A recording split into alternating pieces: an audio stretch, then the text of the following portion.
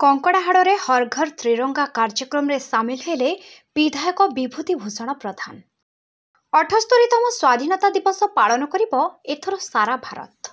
August 13 तारिख रु 15 तारिख पर्यंत प्रति घरे त्रिरंगा पताका लगाई मोदी हर घर त्रिरंगा कार्यक्रम को सफल करने पई आह्वान देइछंती प्रधानमंत्री नरेंद्र मोदी।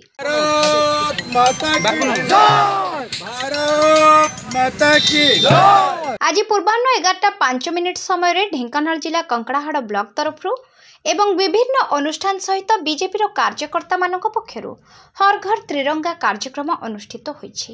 एही कार्यक्रम रे परजंग विधायक विभूति भूषण प्रधान सहित बाटगां स्कूल छात्र छात्री हाथ में जातीय पताका धरी स्वाधीनता संग्राम रो बलिदान रे देइथिबा वीर मानक स्मरण करने सहित मोदी आह्वान को पालन करथिले।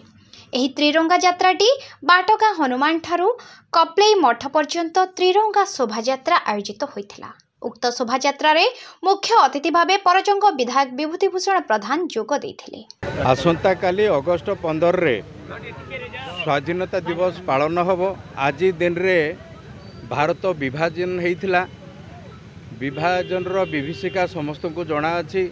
आज दिन रे पाकिस्तान नुआ करी गुटे देश हेइथिला। आमे समस्ते मन रखिबा दरकार जे आम देश भारत पाकिस्तान बांग्लादेश मिसिगिरी गुटे देश थिला एवं विगत दिन रे कहार भूल कहार ठीक मो हिसाब आज दिन रे कहिबी नहीं आपण मानक सामना रे, किंतु ए देश विभाजित हो जाइथिला एवं अगस्ट 15 रे देश स्वाधीन पाइथिला इंग्रेज कबलरू एवं आमे ताकू मन रखिबा दरकार अछि एवं आउ दिने केबे पराधीन न होबा ता पई जत्नवान होबा दरकार।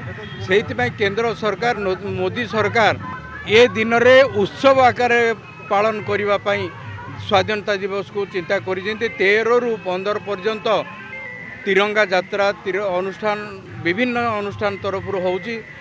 गाँ गहली रे पुरपल्ली रे स्कूल रे सबु जगह रे डिबेट ठू आरंभ करी गुड़िए कार्यक्रम होउची, सांस्कृतिक कार्यक्रम होउची।